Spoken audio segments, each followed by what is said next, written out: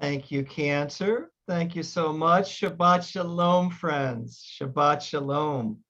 How great it is to be together tonight, panim el panim, face to face, in the safety and the comfort of our homes.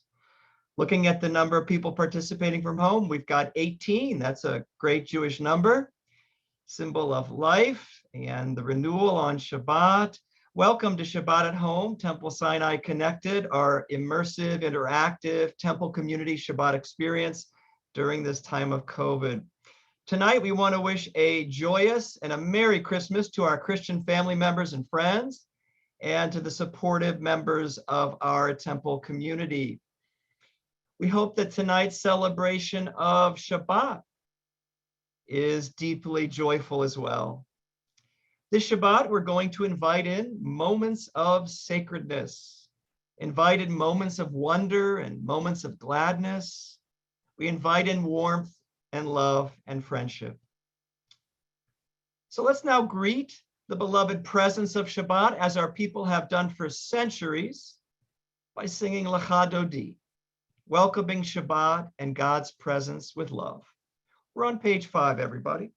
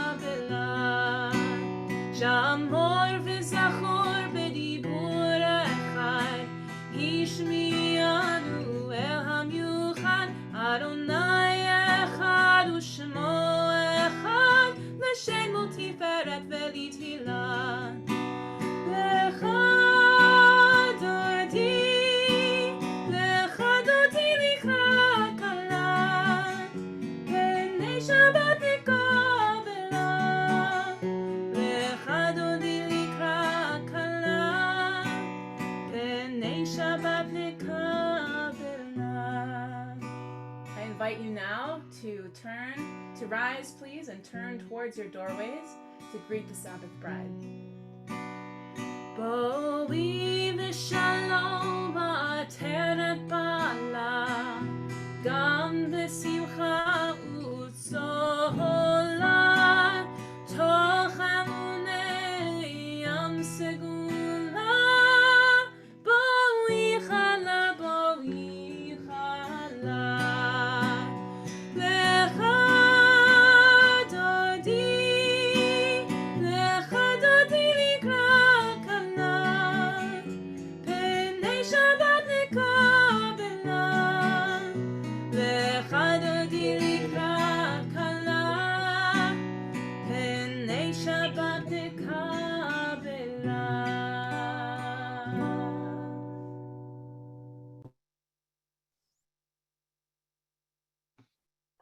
Oh, we'd like to invite you, as we get ready for Sabbath candle lighting, to get your Shabbat candles ready if you have them close by. We'd also like to invite you to open up the chat box if it's not already open, and we'll wish each other a Shabbat Shalom as we get ready to bring in the light and the warmth and the joy of Shabbat with Sabbath candle lighting. We're honored to call upon our ritual chair at Temple Sinai, Maggie Freed, and delighted to call upon Jan Freed, also so active and integral to our temple community. Both of you, welcome. Shabbat Shalom. Shabbat Shalom. Shabbat Shalom. Light is the symbol of God's creative goodness, an outward sign of the inner spark God has placed within each of us. Light is the symbol of wisdom, of knowledge, and of truth. It reminds us of our commitment to God's commandments. Light is the symbol of warmth and unity. It binds us together with Jews in all lands who kindle the Sabbath lights as we do now. In joy and peace, in sanctity and in remembrance, may the Shabbat lights we now kindle continue to burn forth in our hearts and in our souls.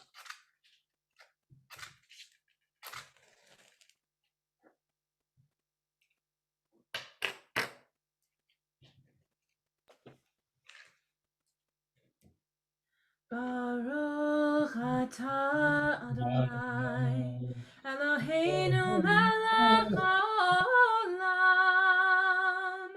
asher kiddushanu b'mitzvotav v'tzivanu lehadlik ner shel Shabbat.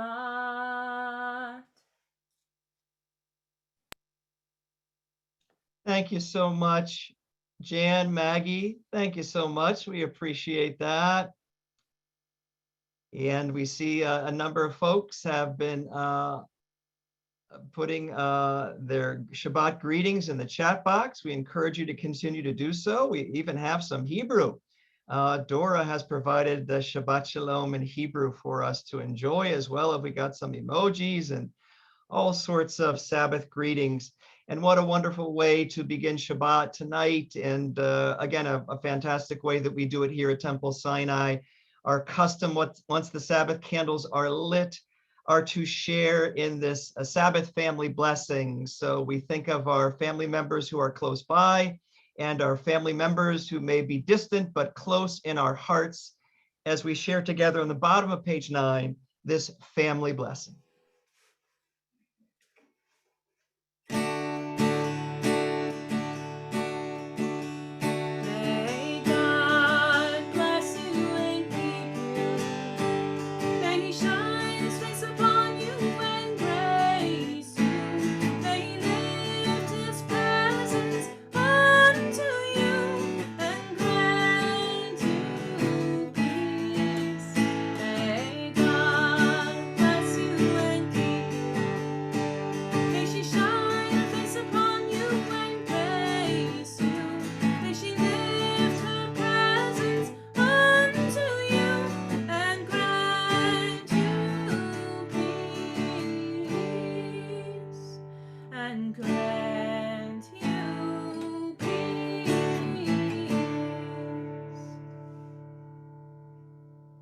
Shabbat Shalom, everybody. Shabbat Shalom. Well, let's all turn now in our Siddur, in our prayer book, to page 13. Page 13, Shabbat is a time of gratitude and appreciation for the wonders of life, the blessings of life that surround us. And so we like to include this a beautiful prayer of gratitude that we'd be honored to have one or two people tonight to volunteer to read. Would anybody like to read? We're going to do the first two paragraphs on the top of page 13. Would one person like to do that, or would two people who are together? Would you like to do that? I'm looking around our Zoom room. Do we have any volunteers? I see, oh great, I see Leonard Cash and I see Ruth Goldstein. So Ruth, can you start us off? And Leonard, if you would do the second paragraph, and we'll take this into our hearts. We thank you, God, for the gift of life. We thank you for the miracle of each new day, the sunrise, sunset, the moon and stars. We thank you for the blessings of family and friends, for all these miracles in our world. Adonai, our God, we give thanks for the gift of life, wonder beyond words, for the awareness of soul, our light within, for the world around us so filled with beauty, for the richness of the earth, which day by day sustains us. For all these and more, we offer thanks. And thank you, Leonard. Thank you so much. Thank you, Ruth, so much for sharing those powerful words with us, those moving words with us. Well, we're getting ready for the affirmation of our faith, the Shema.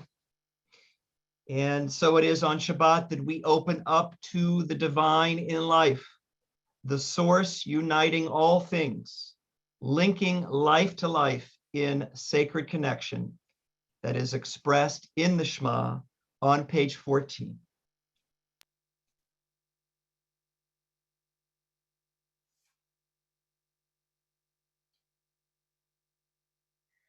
Shema Yisrael,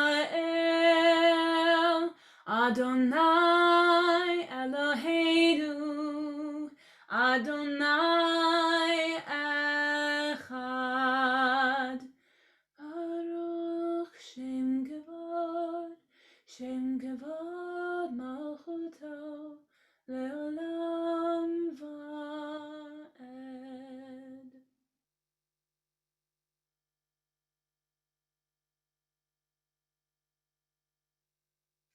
Please join me now in chanting the Ve'ahavta, which you can find on page 15.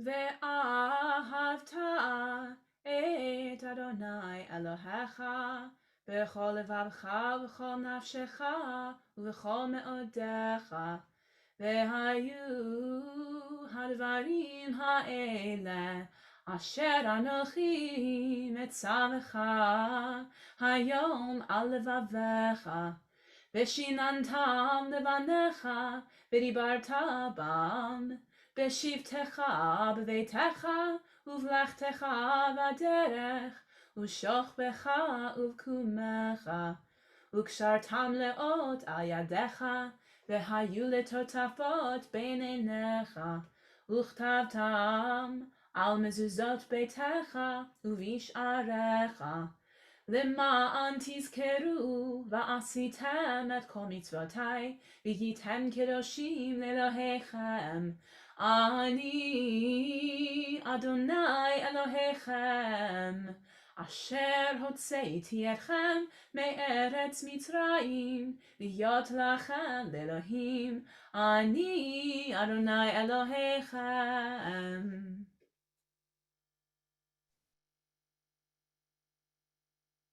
This Shabbat, Jewish people throughout the world are returning to the book of Exodus, to what I like to call the greatest Jewish story ever told. Y'all remember the movie with Max von Sydow?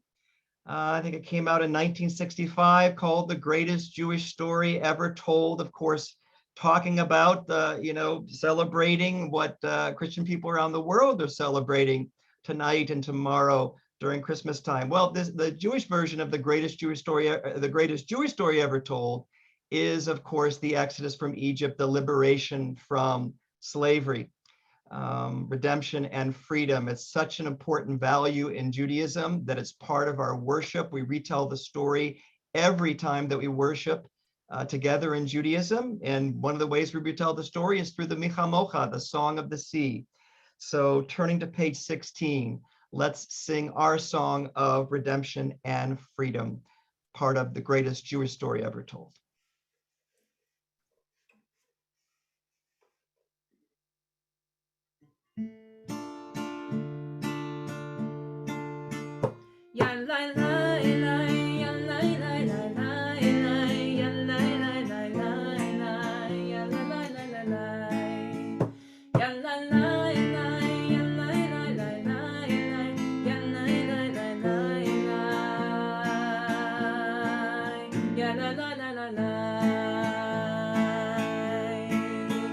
Mekhamoka ba'elim Adonai, Mekhamoka nedar b'kodesh, nora tehilot osefele, nora tehilot osefele.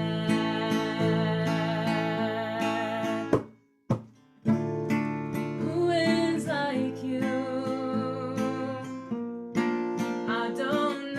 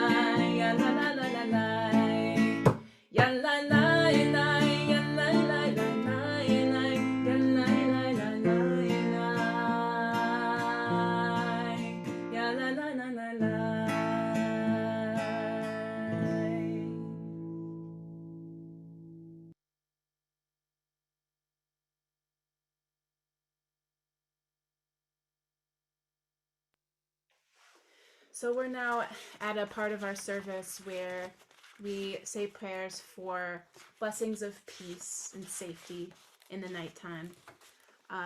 Please join me on, you'll see the words on the screen, in the song that I wrote that many of you are familiar with, Shelter Ufros Aleinu.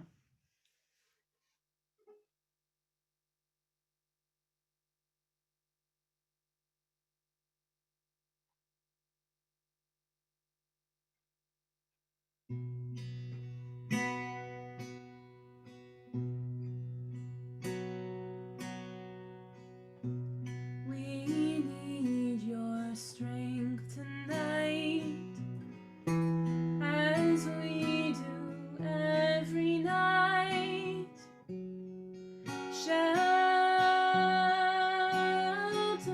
us.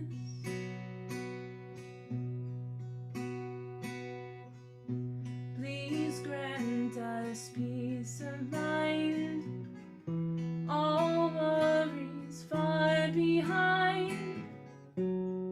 Shelter us.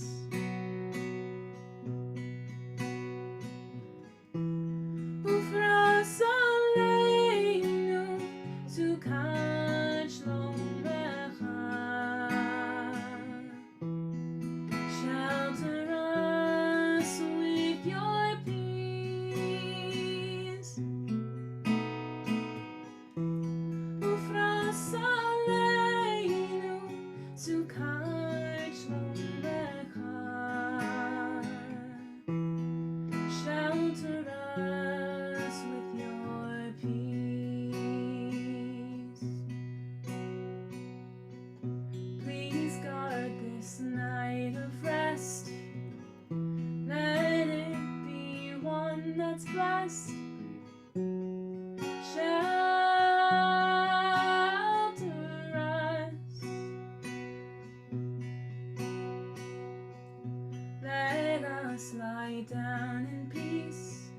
Let pain and violence cease. Shelter us. Ufros Aleinu, Sukkot Shalom Lecha. Shelter us with your peace.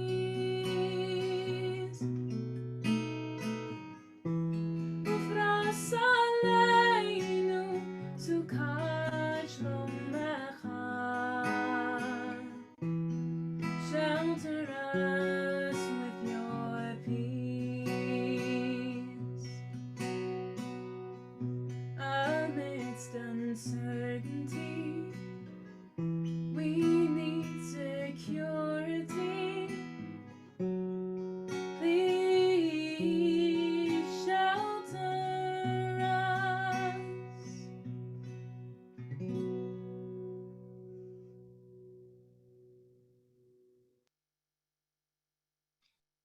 Thank you, Cantor. In the quiet of the night, in the peace that is Shabbat, we now take a moment to offer the prayers of our hearts, the prayers that may have not yet been said tonight, prayers of hope and aspiration, perhaps prayers of personal gratitude, perhaps a prayer for something that the world needs or that you or your family needs. So now we take this time for our very own personal silent prayer and contemplation.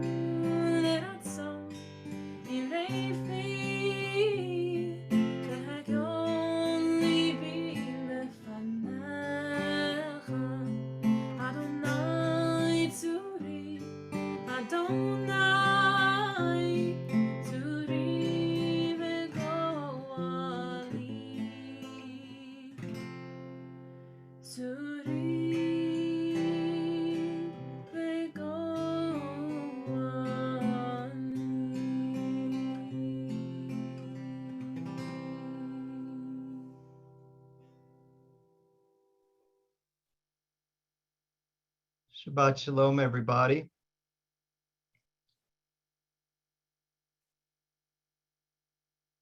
"'Twas the day before Christmas, and all through the hills, the reindeer were playing, enjoying their spills. Well, every so often they'd stop to call names at one little deer, not allowed in the games. Ha! Look at Rudolph, his nose is a sight. It's red as a beet, twice as big, twice as bright." While Rudolph just cried. What else could he do? He knew that the things they were saying were true.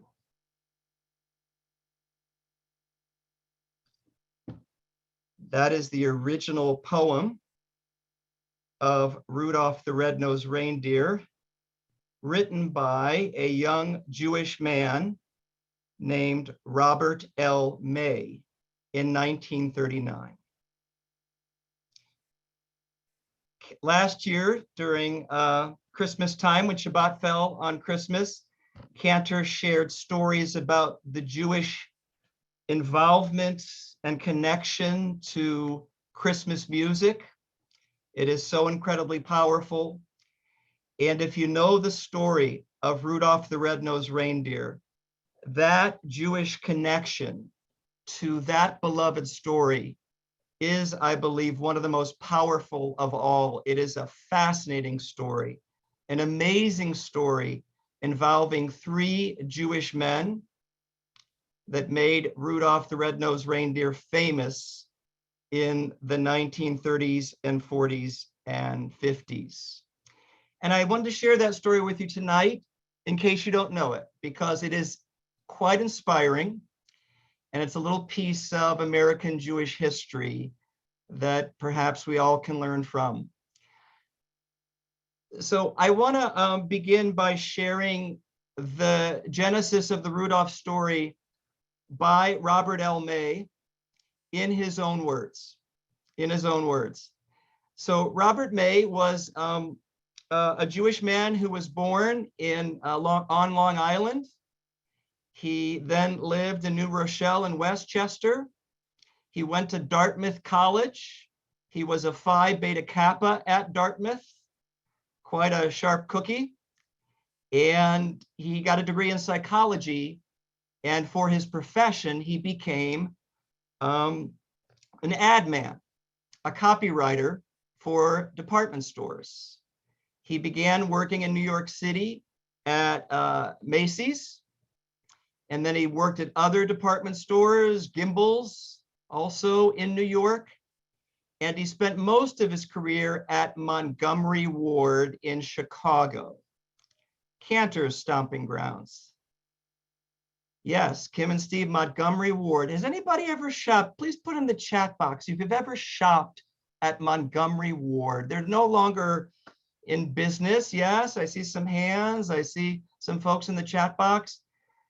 Montgomery Ward was the Amazon of its day. In the 1920s, they had over 500 stores throughout the country. And Robert May went to work for them in Chicago. He was in his 30s. He had a young wife. And I believe he had a young daughter, which we're going to hear about. Flo, you had a name for it. A different name for Montgomery Ward. So Robert May passed away in 1976, and he often shared the story of how he created this piece of American folklore that's become so instrumental, so much a part of the Christmas telling of the story. So he wrote this for a newspaper in Gettysburg, Pennsylvania in 1975. So I want to quote in his words how he created this amazing story of his. So he begins I'm looking at the headline right now from Google. I'm looking at the article, and it says, it sort of has as a little subheading, Rudolph and I were something alike. Rudolph and I were something alike. So this is what he wrote a year before he died. An icy January blast tore at my coat as I hurried on my way to work at Montgomery Ward in Chicago. I noticed that the Christmas street decorations had been taken down. And in a way, I was relieved. My wife was suffering from a long illness, and I didn't feel very festive. She died of cancer. I was glad to get inside the foyer of the Montgomery Ward building. In the elevator, I leaned back and I listened to the younger men eagerly discuss their work. And how are you starting the new year? I glumly asked myself. Here I was, heavily in debt at age 35, he writes, still grinding out catalog copy. Instead of writing the great American novel, as I'd once hoped, I was describing men's white shirts. It seemed I'd always been a loser, May writes. In the copy department, a secretary called. Bob, the boss wants to see you. What now? I wondered. Our department head stood at the window in his office. Bob, he barked, I've got an idea. For years, our stores have been buying those little Christmas giveaway coloring books from local peddlers. Just as an aside, that's what I guess big department stores used to do. They used to give away little free coloring books to the customers and have for the kids something to take home and enjoy. So his boss said, for years, our stores have been buying those little Christmas giveaway coloring books from local peddlers. I think we can save a lot of money if we create one ourselves. Could you come up with a better booklet we could use? I started to answer, says May, but he kept right on talking. I think it should be an animal story with a main character like Ferdinand the Bull. Anybody remember that story, Ferdinand the Bull, right? It was very popular just a couple of years before, I think 1936. Finally, I said I'd try, said May. That night, I wondered about what kind of animal it should be. Christmas, Santa, reindeer. Of course, it must be a reindeer. Barbara, my 4-year-old daughter, loved the deer down at the zoo. But what could a little reindeer teach children? Suppose he were an underdog, a loser, yet triumphant in the end. But what kind of underdog? Certainly a reindeer's dream would be to pull Santa's sleigh. And then May writes, outside the fog swirled in from Lake Michigan, dimming the streetlights. Light, something to help Santa find his way on a night like this that May was experiencing as he was writing it. Suddenly I had it, a nose, a bright red nose that would shine through fog like a floodlight. The next morning, I enthusiastically presented my idea to the boss. For gosh sakes, Bob, can't you do better than that? I retreated to my desk, he says, and sat staring at the wall. I had faith in the reindeer I had by now named Rudolph. But how could I convince the boss? I prayed for inspiration. An idea struck me, a bold, audacious idea. I walked over to the art department where my friend Denver Gillen worked. Denver, could you draw a deer with a big red nose and still make him look appealing? He looked at me quizzically, and I explained my idea. The following Saturday morning, Barbara, his 4-year-old daughter, and Denver from Montgomery Ward, and Bob May met at the Deer Corral at Chicago's Lincoln Park Zoo. Cantor, you've been there a few times, right? And as Denver, the artist, sketched, May says, I held her up so she could better see those gentle creatures, the deer in the corral. By afternoon, we felt we had something. On Monday morning, we brought the sketches into the boss's office. He studied them for a long time.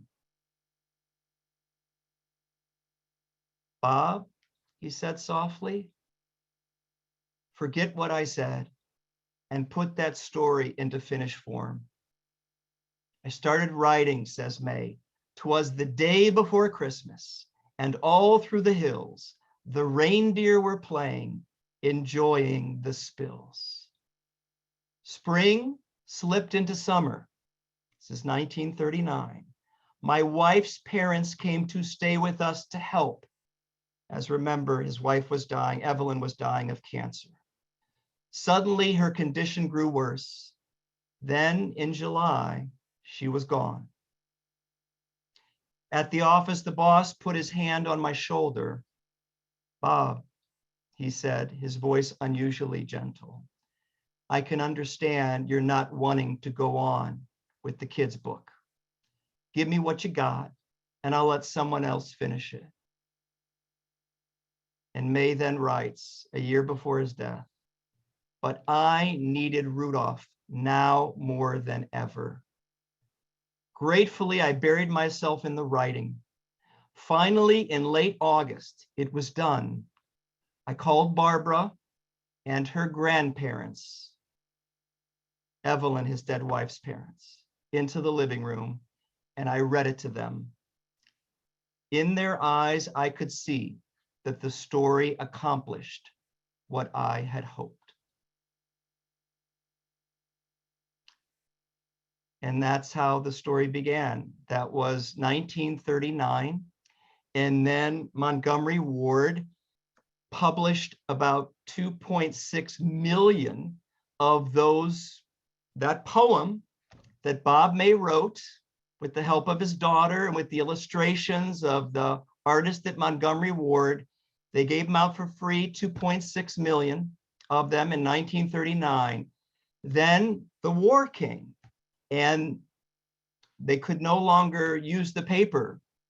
They needed the paper for the war effort. So they didn't publish it again until 1946.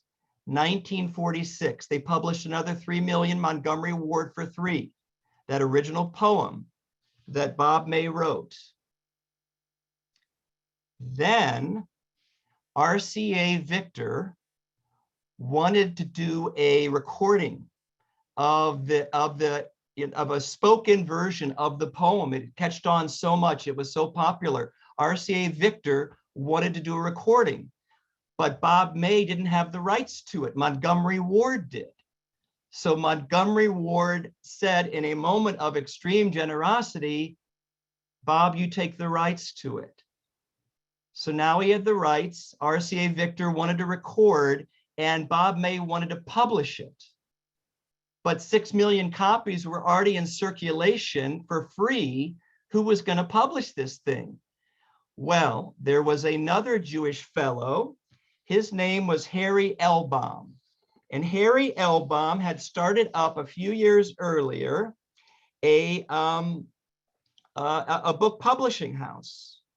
And it was called Maxton Publishers.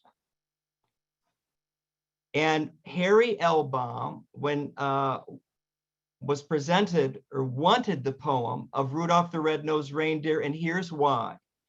Harry Elbaum said, all my life, I have been kidded about my nose. So Rudolph won my sympathy from the start. So it's not that the creator, Bob May, focused on the nose because people made fun of him for being Jewish and because he might have had a large nose. It was the publisher, Harry Elbaum, who was teased because he had a large nose.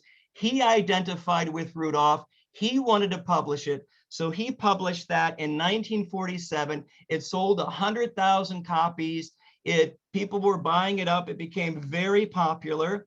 And then another Jewish fellow that you all may have heard of named Johnny Marks, a Jewish composer of many Christmas songs. His first Christmas song was Rudolph the Red-Nosed Reindeer in 1948. He wrote it in 1949. It was recorded with Gene Autry.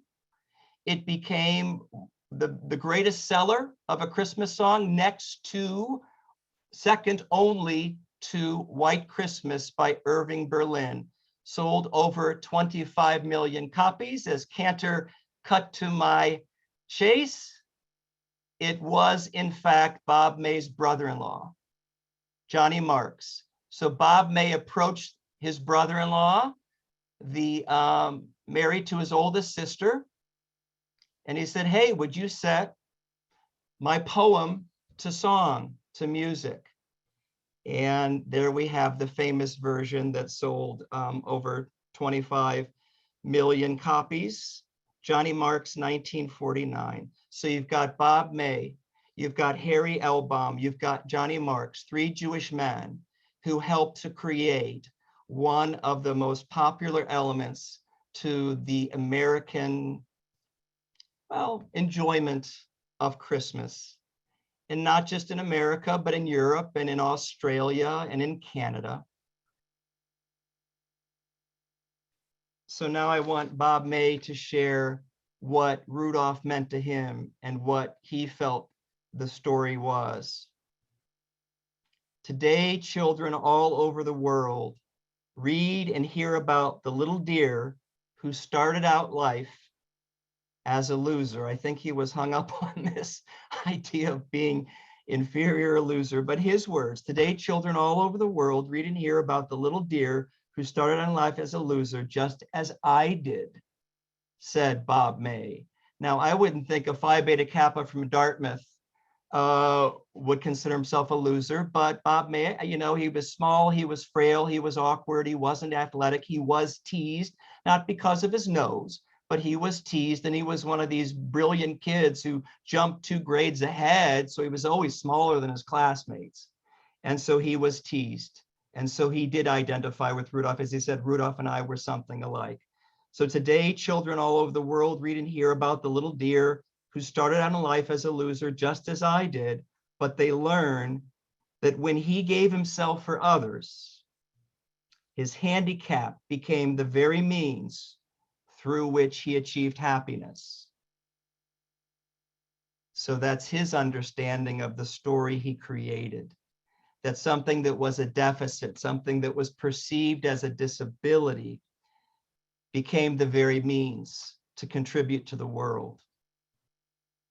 And what a great lesson that is for children of all religions and all nationalities.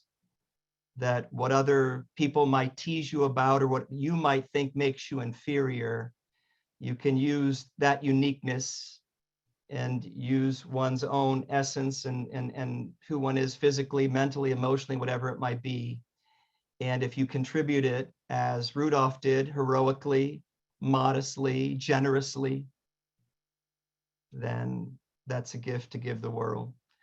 So it's a great story. It's a great story of Rudolph. It's a great story of how Rudolph was created and how we all know it. And I hope you love it like I do. I certainly loved it. And I grew up, right? You remember that 1964 claymation version? That's how I first learned, in addition to the song.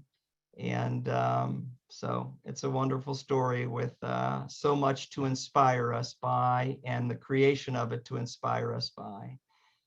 So thank you all for listening. And how many people knew the story? How many people knew that story?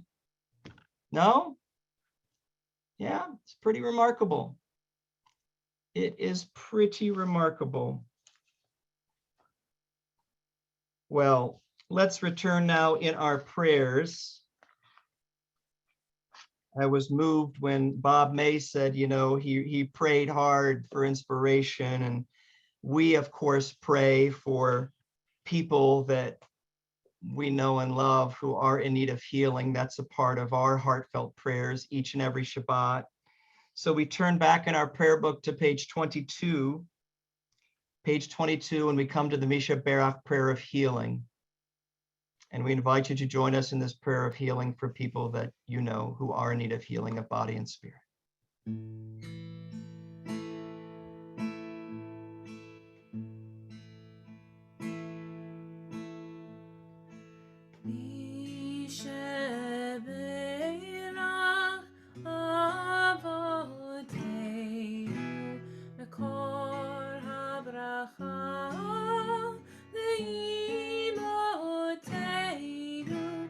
May the source of strength, who blessed the ones before us, help us find the courage to make our lives a blessing, and let us say, Amen.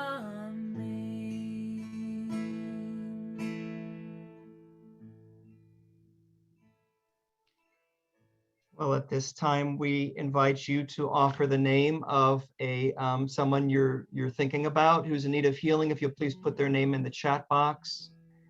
Our prayer of healing is for them, for each and every one of them. And our prayer of healing is also for all the folks that are listed on our Misha Berach page that I think you all received this morning. We think of all of our temple members who are in need of healing, all of our family members who are in need of healing, and all of our friends and coworkers in need of healing. And thinking also of those you put in the chat box, we continue our prayer of healing together for them. Page 22. Misheberach imotenu mekor habracha la'avotenu. Bless those in need of healing with refuah shlema, the renewal of body, the renewal of spirit, and let us say, Amen.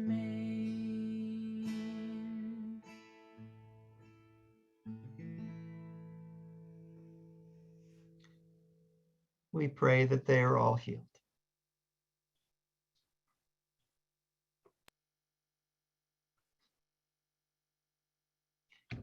Well, we now think of those we've loved and who've passed away. Our family members who have died, our friends who have passed, members of our community, members of every race and nation who are a blessing to humanity. We think of them now, we honor them through our memory and through our prayer.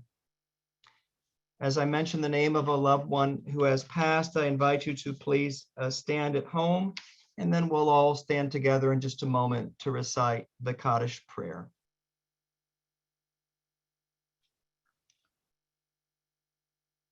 This Shabbat, we say Kaddish for Susan Schwartz and Marcia Norville. Prayers for Chuck Osofsky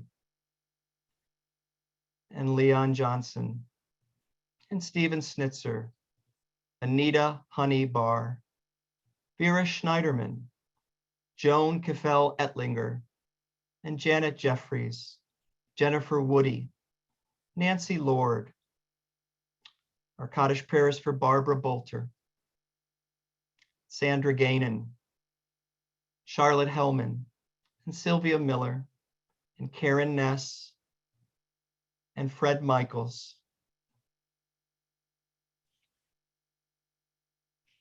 And our Kaddish prayers for Linda Luna, Dr. C. Harold Cohn, and Barbara Abraham. And for those who are observing Yahrzeit, the anniversary of the death of a loved one commemorated this week, we remember Irene Kahn. We remember Benjamin Loybin. And we remember Maury Cohen and Murray Davis, Sylvia Flam and Burton Rubin. We remember Lori Greenberg and J. Walter Hellman and Ruth Dulles Keffel, Rose Pressman, Myra Shubin, Aaron Seltzer. Our prayer is also for Yetta Zelzinski Jabin and Julia Schneider, Fanny D. Cohen, Marvin Lieberman, and Morris Schrager. At this time, we also invite you to list in the chat box someone that you're saying Kaddish for tonight. Our Kaddish prayers for them as well. As we now turn in our prayer booklets to page 24, and we invite you to please rise for the Kaddish prayer.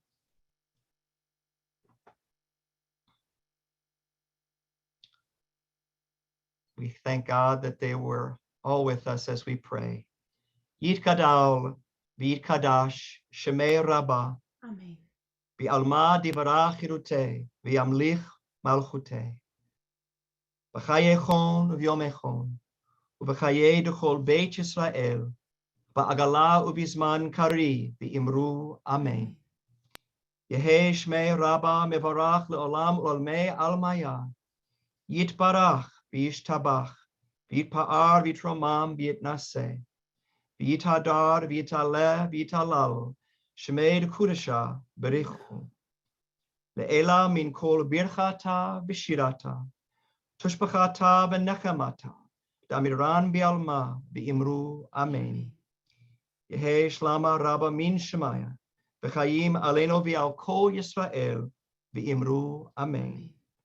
Oseh shalom b'mroma, hu ya'aseh shalom, aleinu v'al kol Yisrael v'al kol yoshvei tevel v'imru Amen.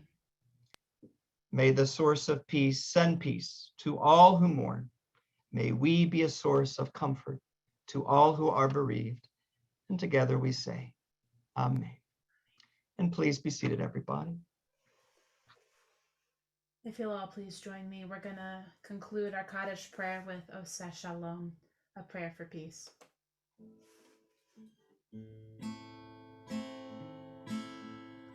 Oseh Shalom, b'mrama, hu ya'aseh shalom aleinu, ve'al kol Yisrael ve'yimeru Amen. Oseh shalom b'mrama, hu ya'aseh shalom aleinu, ve'al kol Yisrael ve'yimeru Amen. Oseh shalom b'mrama, hu ya'aseh shalom aleinu, ve'al kol Yisrael ve'yimeru Amen. Oseh shalom b'mrama, hu ya'aseh shalom aleinu, ve'al kol Yisrael ve'yimeru Amen.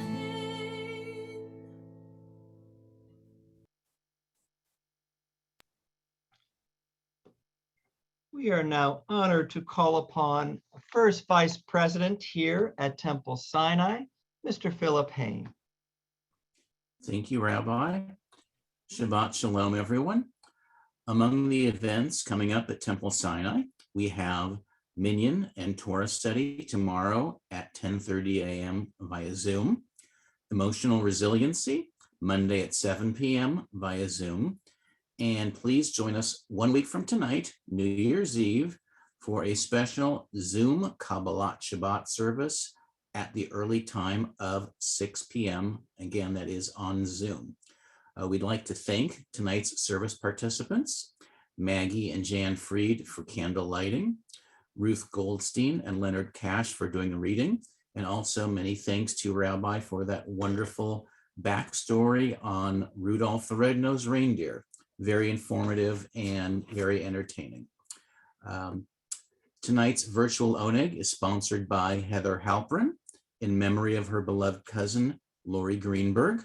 You'll find Zoom links and details about all these and other events in Sunday's email blast. Shabbat Shalom. Shabbat Shalom. Thank you, Philip. Thank you so very much.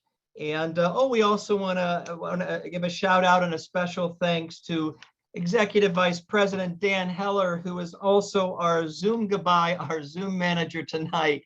So Dan, a man of many kippot and many talents. So thanks to Dan, thanks to Susan also for helping out, Susan Hain, helping allow us to enter the Zoom room tonight. Thank you both so much. And thank you, Cantor, for such beautiful music tonight.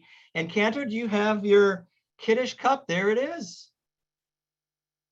So I want to invite everyone, if you have your Kaddish cup handy, please, and hopefully it's filled with grape juice or wine, and please join me for the short Kiddush. Baruch atah Adonai Eloheinu melech haolam, borei peri hagafen l'chaim. Chaim.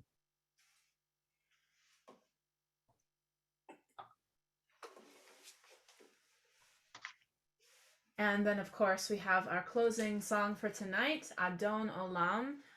This is there are many melodies for Adon Olam. It's probably one of the most composed pieces of Jewish liturgy there is, other than Lecha Dodi. So, but this is one that I've done here before. This is a French Sephardic melody, very easy to sing along with. You can follow along on page 26 of the Siddur, and please join me for Adon Olam.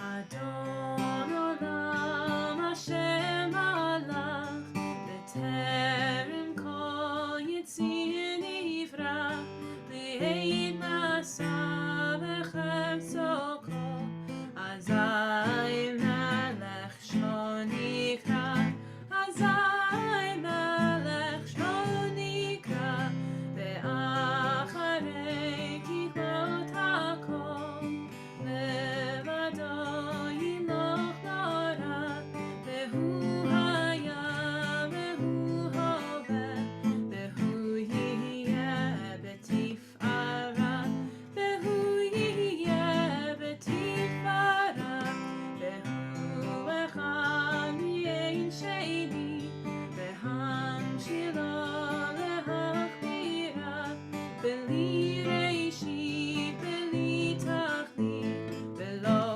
ha'oz ve'hamizrach Below ha'oz ve'hamizrach Ve'hu Eli v'chai go'ali B'tzur chavli v'eitzara Ve'hu nisi u'manosli Menat kosi ve'yom ekra Menat kosi ve'yom ekra Be'yado akiruchi Ve'eiti sham me'a'ira Ve'im ruchi geviati Adonai li ve'lo ira Adonai li ve'lo ira. Shabbat Shalom, everybody. Shabbat Shalom, everybody. Shabbat Shalom. Please join us for virtual Oneg.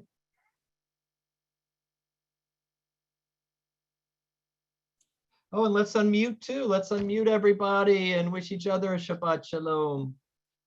Shabbat Shalom. Shabbat Shalom. Shabbat Shalom, everyone. Shabbat Shalom. Shabbat Shalom. Shabbat Shalom, everyone.